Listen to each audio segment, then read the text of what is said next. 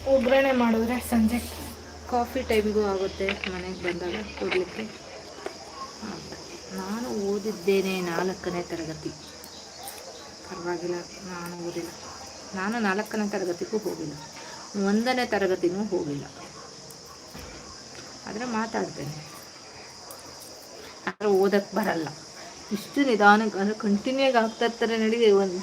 ಒಂದಿಬ್ಬರು 3 ಜನ ಸೇರ್ಕೊಂಡು ಒಂದೇ ಸಮ ಮೆಸೇಜ್ ಬರ್ತಾ ಇರುತ್ತಲ್ಲ, ಸುಮಾರು ಮೆಸೇಜ್ ಸ್ಕಿಪ್ ಆಗೋಗುತ್ತೆ. ಅದಕ್ಕೆ ಲೈವಲ್ಲಿ ಸರಿ ಯಾರು ಬರಲ್ಲ.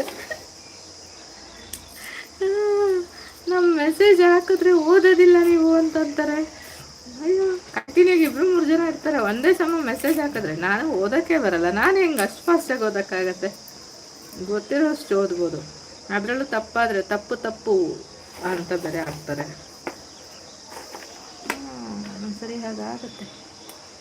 ನಾನು ನಿಜ ಹೇಳ್ತಾ ಇದ್ದೇನೆ, ಹೋಗಿಲ್ಲ.